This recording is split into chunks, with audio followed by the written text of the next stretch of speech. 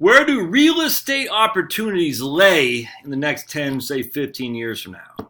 I've been thinking about this all morning long, as a matter of fact. Now let's go back to the premise I've been sharing with you before. If we're going into a low rate, low inflation, even deflationary cycle, what would be a good investment to have during those times? All right, let's think about that. So now this isn't leverage asset bubbles like we're talking in Japan that happened. Not even like we're talking about with ninja loans here in the 2007, 2008 debacle, actually 2006. This is more long-term than that. This is saying, look, I have X amount of dollars. I can invest it here, there, or there. Remember, the three major things are stocks, bonds, real estate. Gold, yeah, absolutely. I got no. We can throw a fourth one in there: gold and precious metals. Not the stocks of mining companies, but actually the bullion, the hard currency, so to speak. So I've been thinking a lot, like, okay, where does the opportunity lay when it comes to a low growth / deflationary environment, but also the demographic trends? I think I'll look at both these. Now, I'm coming at this from not a real estate investor perspective like these guys on YouTube. Like, I love my man Graham Stephan. I think he's a great entertainer. He seems real successful by his YouTube channel. I don't know how successful he was as a real estate investor or whatnot, but hey, man, I don't care. Some of these guys on real estate on the YouTube, though, I just chuckle. It's like, you can make a fortune like me on real estate. I'm like, man, if only these legion of realtors would listen to these guys, because all these realtors have been doing real estate for as long as the eye can see. What they really need to be told to do is from a 25-year-old kid on YouTube. That's look, I've met so many realtors. The bulk of them are struggling to get by. Now, some are making good bucks, don't get me wrong, but it's not just they need to be told from some 25-year-old fresh-faced kid how to make money in real estate. I mean, I laugh at that. The same kind of thing is like, Motley Fool will tell you what stock is going to be like Amazon. Like, I mean, I've always said this. If you knew what this was, if you knew where the ball was going, why would you be doing YouTube? You'd just be sitting on a beach, freaking sucking in the sun, drinking not margaritas, pina coladas. For me, it'd be pina coladas, sans alcohol. Why would I be on YouTube yapping away? I mean, I like it, but still, you wouldn't be doing that. You wouldn't be advertising on Google. And I'm not saying Graham and those guys are doing it, but I know Motley Fool is. Ken Fisher is. You wouldn't be advertising. Why would you pay money to advertise if you knew where the ball was bouncing? You'd just be like Biff in Back to the Future #2. All right. So let's go into this. My man Bruce from Florida sent me this article. It's fantastic. And this is going to be part of probably a 3-part series here because as you can see, I've been working on these spreadsheets like you wouldn't believe. I cannot wait to share this with you. I got a couple of things. Anyway, it's going to be great. But I got to get my spreadsheet down first, and I'm not quite there yet. Unfortunately, looking at Census Bureau data, I couldn't figure out how to download it into a CSV file. I can download it, but I cannot do Excel spreadsheets. So I'm literally hunting, I'm manually copying and pasting there. It's kind of a pain in the butt. But anyway, I'll get that done later today. All right. The Economic Policy Program Housing Commission, demographic challenges and opportunities for U.S. housing markets. I'm telling you, this is fantastic piece of reading material as you would kind of consider how to invest. And I'm not saying being a freaking mogul. I'm just saying, where do you invest your money for retirement or just to quit your crappy old job? I mean, you have to have some kind of income coming in order to live the life you want to live. And it doesn't matter if it's $2,500 a month or $25,000 a month. I don't care. But you have to think about where are the future going. And just for me, I'm sitting there thinking we have this mass population shift. All right, it's coming down the pike. The older baby boomer generations, they graduate college with no debt. The first group of where they really, the federal government really push housing at all costs. And so we have this huge group of people making money like we've never seen because of globalization. I mean, globalization actually was quite effective for the first. It's like a Ponzi scheme. The first comers benefit greatly, and that's the baby boomers. The later people to the party are the ones holding the wet bag, which is going to be, I don't know what it is, Gen X, I'm not sure. It's probably me to some regard, my generation. But anyway, so you see this massive shift of wealthier people with bigger families than what we have now and they're getting older. They're dying off, and they're downsizing. They're selling, going to nursing homes, the whole thing. You have huge amounts of housing coming to the market, and you don't need this study here to tell you that. You just think about it. Then you got a lot of younger folks who aren't getting married till later, aren't having kids till later. The wife is working outside the home, so they're still working closer to the central city now. But we do have a caveat here, which is you can work from home. These people right next to me, they work from home. They moved from Wisconsin. They could live there because they don't have to be in Atlanta. I'm not sure how that prevalent that is. I just don't know. But anyway, that's a trend that you got to kind of consider too, is work from home. But anyway, either way, a lot of these people are burdened by huge amounts of student loan debt, huge cost of living, because the baby boomers have basically sucked up all the air. And if you're on the outside looking in, you have to deal with that. In my generation, we're living like that. We have to pay the prices of the baby boomers, but we don't have the income of the baby boomers, and we have the debt as well. And that's a challenge. So there's a lot to think about here, but you think just the enormous amount of supply coming down the pike, and this will share with us part and parcel what I've been thinking for a long time. All right. This was prepared by the Bipartisan Policy Center. I guess you don't like the Bipartisan Policy Center, big guy? March 2012. So it's somewhat dated, but it's not. And I thought it was interesting about the Bipartisan Policy Center. Daschle, Baker, Dole, and Mitchell. They're all Senate majority leaders at some point, and they're all the swamp. So just keep that in mind. We know for a fact that Daschle made a huge amount of money.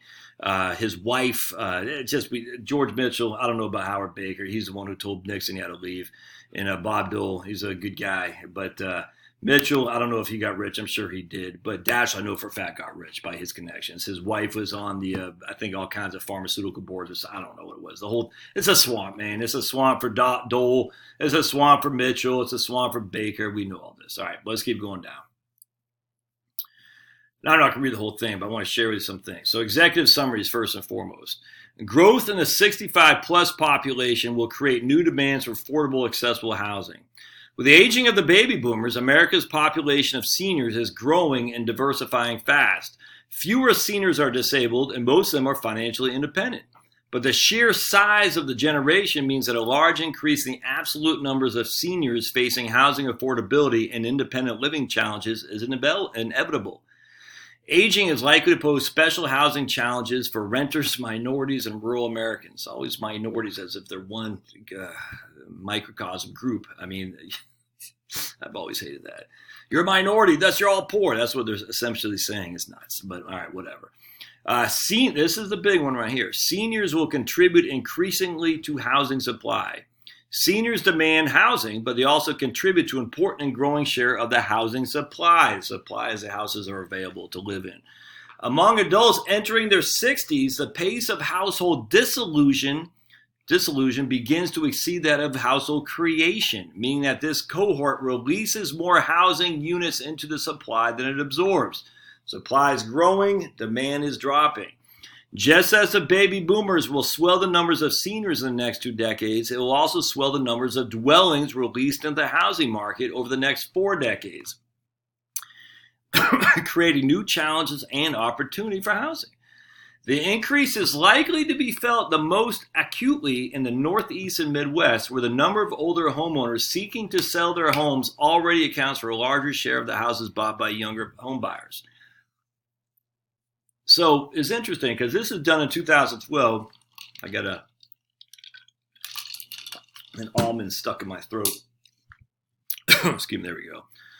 All right, so we've seen a bump up in the price of housing in the Midwest for the first time in a while. And I thought that was interesting. And I'm just wondering if now we're finally starting to see the low cost of housing percolating into a higher price. It wasn't much, and more people moving in. The lower cost of housing is driving a demand, a little bit of an increase in housing costs, a little bit of an increase in younger folks moving to the Midwest. I wonder if that's the beginning. And I'm telling you, we'll see. Echo boomers represent a long-term opportunity for housing market recovery, but are struggling in the economic crisis. Echo boomers are the children of the baby boomer generation born in between 1981 and 1995, are numerous and relatively well educated, but they have been hit hard by the recession as they entered independent adulthood. This has reduced their income and employment and limited their opportunity to form households and attain home ownership. So we got the baby boomers relinquishing their homes, and we got the echo boomers who don't have the financial resources to meet that supply. The volume of housing demand over the next 20 years, especially for owner-occupied housing, will depend heavily on the housing and economic policy that confronts echo boomers. They will account for between 75 and 80% of owner-occupied housing absorbed by people under 65 before 2020. So the echo boomers, those born 1980 to 1995, are going to absorb 8 of every 10 houses in the market. Isn't that interesting? A strong recovery with favorable housing market conditions would translate to substantial growth in echo boomer households. Resulting demand would help absorb houses that are currently vacant or being withheld from the market, and would accelerate a return to conditions that are conducive for residential construction. A weak economy and job market, by contrast, would substantially depress household formation and home ownership by this important segment of the population. Man, you just got, all right, let's think about this. All right, so this is freaking, it's incredibly fascinating. You got this group of people, affluent, low debt people, the baby boomers, selling their houses en masse to people like me. When we're a baby bust generation. There isn't enough of us, regardless of economic conditions, to take over that supply. There's just not enough of old Joshes here. You got the people coming up behind me, 1981 to 1995. So my brother's 1975, my sister's 1977. So it won't be us, but basically people 5 years removed from them. They are going to take of the households being bought, not the supply, but the ones being purchased. The echo boomers are going to take 80% of those, of the houses being purchased. 80% are going to the echo boomers. Not the supply, but just the actual transacted houses. And if those echo boomers don't have the debt to income, they have too much debt, they don't have the cash flow, they don't have a job, that's going to have a huge impact on the supply of housing. And the supply of housing will be growing as the baby boomers age and get older and older and move and die. Supply grows, demand stays flat, if not declining. That's going to be bad, man. And you might want to think, what someone was saying on the YouTube channel the other day, would it be a good time to do a reverse mortgage? If you're going to stay in your home, I think so. It's a hedge without question, because if your market value is up here and you have every reason to believe it's going to start declining because there isn't enough demand, you lock in that reverse mortgage now with the market values up here. It's kind of like when I told another guy, if you would have taken a loan against your 401k in October 2007 at the market peak, man, you're loving it because you borrowed at, we'll say, $50,000. You wake up a year and a half later, that $50,000 is only worth $20,000, but you got $50,000 out of the market. You sold high and you're buying in low.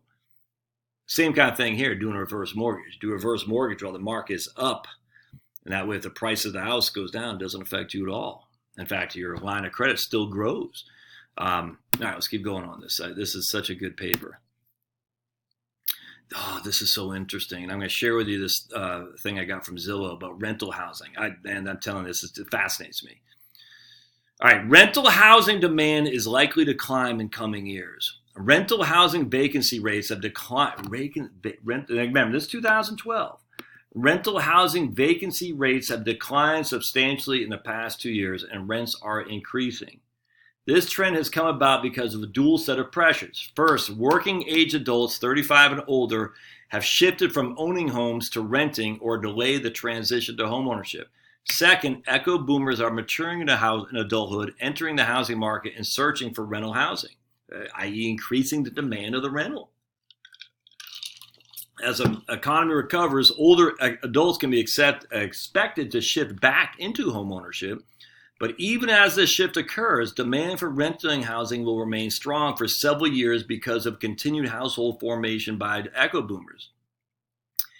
Even with higher levels of rent housing demand from 2010 to 20, the most pessimistic demographic scenario developed here would result in national homeowner rates above 60% between now and 2030. So even over the next 10 years, they're still saying we should still have homeowner rates above 60%. So let's take a look at something. I want to share this chart with you here. We're going to go to Zillow, and there it is. I hope you can see. Okay. Yeah, here we go. If I make this bigger, will it wipe me out? Yeah, wipe me out, didn't it? Yep. Yeah. All right, there we go. So we're going to show you something here. It's going to be, I don't know if I can make it big. Okay. I guess not. Anyway, I want to show you something. I'm going to use this in some other videos, but I want to show you something. This is 2019. Median rental, let's see, rent index. Median rent right there. Okay, so here we go. Median rent list price. And we can just go to rent index here. So if we go here, this is the US. Let's see, man, it doesn't let me do it. Anyway, this is the US right here. Is the median rent $1,500? Median rent is at $1,500. Go to Alabama, it's $1,000. I think actually I can read these off to you. I got it over here. Hold on just a second. Yeah, we got Alabama is $1,000. Alaska is $1,600. Arizona is $1,400. We're right there. What do you think that one is? That's California. $2,622 is the median. That means half of them are above, half are below. $2,622 is the median rent index. That's how much it costs to rent. You go down here, 1,064. That's probably Kentucky or something like that. I'm not sure. But anyway, but I mean, so $1,500 is the median rent house. All right. So if we think about it, if we had it's usually about $500 per $100,000 that you borrow. Now, so what I'm talking about, if you borrowed a $300,000 home, we're just going to say about 4% interest rate. Oops, hold on a second. We got to do payments per year, 12. Hold on a second. All right, so we got $300,000 is our house. We got 4% interest rate. We got 4% interest rate. We got 360 payments. Our monthly payment is, oh, jeez Louise, hold on a second. Blank is our present value. Zero future value is $1,400. So right here, and that's without property taxes, principal and interest. So the median rent is roughly the same as a $300,000 home. Now, and this is up to date, 2019. The median rent is the same as a $300,000 home. You know what that median house price in the United States is? About $220,000. So you're paying a premium for rentals right now to be a rentor. You're paying a premium to be a rentor. Because you're thinking, right now you're paying $1,500 a month to rent. Well, if you had $1,400 a month on a 30-year loan on a $300,000 home, you'd be better off buying a home. Now you got to factor in property tax, homeowners insurance. Well, let's just say that's another we'll say $250 a month. So in a $300,000 home, it's going to cost you $1,427 plus $250 a month. It's going to cost you $1,600, and I'm going to assume you're not going to take deductions on your mortgage interest. But the fact that you're building your equity is basically even Steven. So the median rental is the equivalent of a $300,000 home right now. The median house today is $220,000 in the U.S., which means there's an $80,000 difference in you renting than you buying a home, because you're renting a home equivalent of $300,000. You're buying a home, your median is $220,000. I hope that makes sense. And so that there's an opportunity there for folks who are thinking, maybe I will go into buying some real estate. Now, again, this is for the U.S. You got to keep that in mind. This is for the U.S. and every state, every county. And this is what I talk about too. When you look at all these charts, like we'll go here and we're going to look at Georgia. This is the median price of the home in 2017, the end of 2017, doing using the Census Bureau. The median home value in Georgia is $173, right? And that's in Georgia. Well, and the cost of ownership is $1,300. Well, 173 in Georgia is irrelevant for me because I live in North Fulton County. So you'd have to go to Georgia, Atlanta metropolitan area. We got Peachtree City, Peachtree Corners, Dallas, Georgia, Vinings, Georgia, whatever it's called. Everything around here. Then you got where we are, Alpharetta. So you have to go to Georgia, the state, the metropolitan area, and then the county. Well, you got Fulton County. Well, we have North Fulton County, which is the hoity-toity from where I live, because I am hoity-toity. Then you got South Fulton County, which is run down. So you got a big disparaging there. So to say 173 in the state of Georgia, I don't want to say it's misleading, but there's more to that depending on where you pick and choose. Man, well, let's just keep going back to this, because it's there's opportunity, I'm just telling you, in being and buying a house for $220 and renting it. Essentially, you're getting the equivalent of $300,000. Does that make sense? So if you have the cash, you can say, "Okay, I'm going to buy this house in North Fulton County, Georgia, $220, and I'm going to charge the equivalent of rent that would equal that house being worth $300,000." Interesting. Now, I mean, all kinds of things. Well, don't forget too, when you're renting it, you can write a whole lot more stuff off than you can if it's just owner occupied. So okay, but again, what does that mean to us? Well, let's keep reading here. All right, let's see here. We talked about that. All right, so the impacts of housing crisis have been felt different. Okay, we're going to get beyond the demographics on racial stuff, because I frankly can't stand the racial stuff. I say, just because you're black, Hispanic, brown, gray, green, yellow, white, you are your individual unit. Nothing else matters. I don't care if another white guy over there is doing great. If I'm not doing great, it doesn't matter. I don't care if another black guy down there is doing great. If I'm not doing great, it doesn't matter. I just don't care. So the idea that we throw minority, we always do that. Minorities and the poor. I'm like, hell, man. It just drives me crazy. All right, so the paper summarizes 6 key demographic trends against the backdrop of the still unfolding U.S. housing crisis, which has thrown markets into disarray and disrupted long-term trends. In 2010, young adults lived in their parents' homes, doubled up with other families, or stayed with roommates at rates far higher than they did in 2000. All working-age adults, even those between 45 and 65, reduced their rates of home ownership. Let's see. Home vacancy. Here's the interesting thing.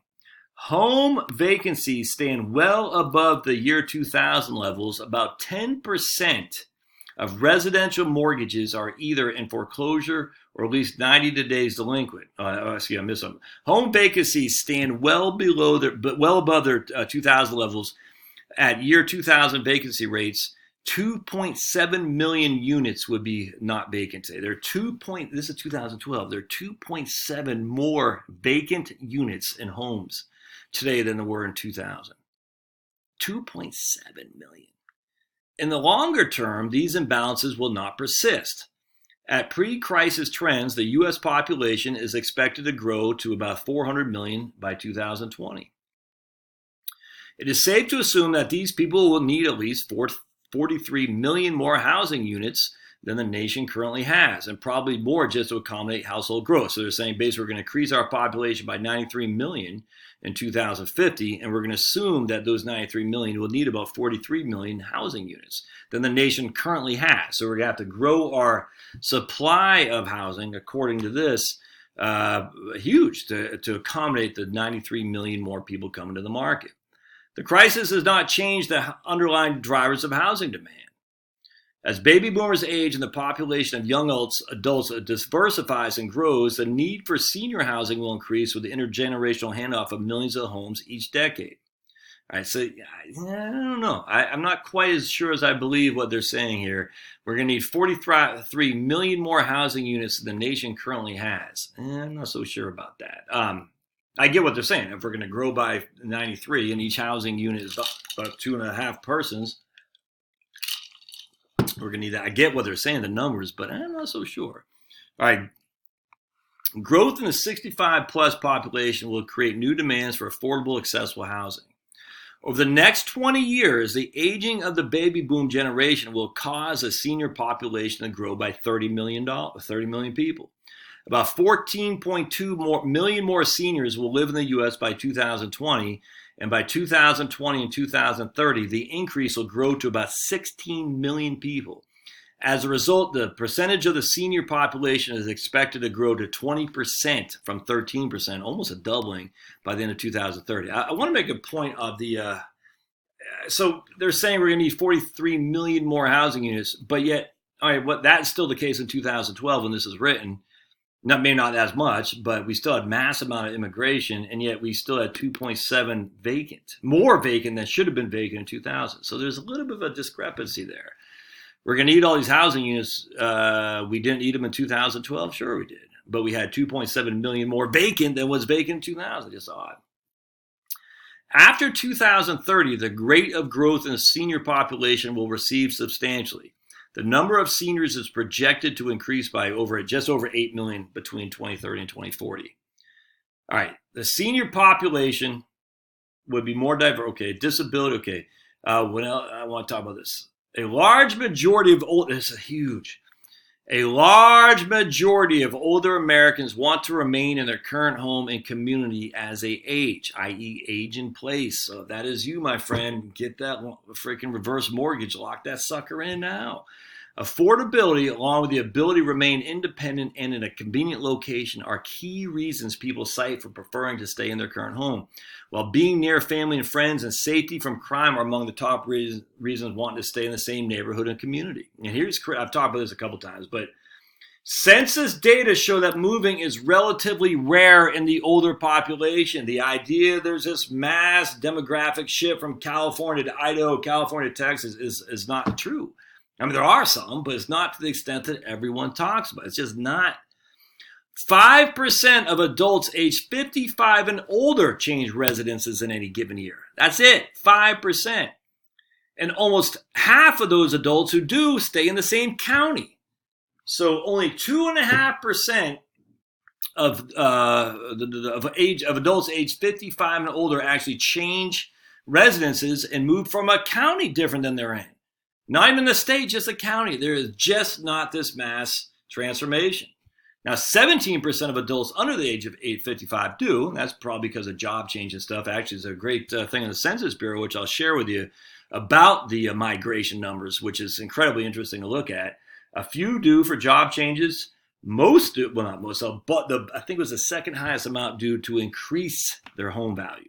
They move from a basically starter home to an upper home, if that makes sense. I think about a half of those people move from lower to higher as it goes the other way around. It goes from higher to lower to downsize. Even when they move, most seniors remain in owner-occupied or rental housing until they can no longer maintain their ADL, the activities of daily living. Let's see. Affordability is a serious problem for seniors, especially for renters. I'm telling you, man, affordability is a serious problem for renters. I just told you what we just did. We just looked at the numbers. According to a HUD Housing and Urban Development Study, a report to Congress, 1.33 million elderly renters where the householder or spouse is age 62 or older with no children had worst case housing needs. This meant they earned less than half their metropolitan area's median income, received no government housing, and either paid more or half the rent their income for rent. Compared to 2007, the number of older renters in this category had increased by 10%, a change that HUD attributes to fall from foreclosure and crisis and recession. All right. Senior homeowners are not immune from affordability problems either. About 3 in 10 senior homeowners spend at least 30% of their income on housing, and 17% pay at least half their income. Even seniors who own their houses free and clear face rising energy costs and rising property taxes. And it's only going to get worse to my friends in New York and California. All right. Let's pause here. We'll come back to part 2 of this. Hold on a second.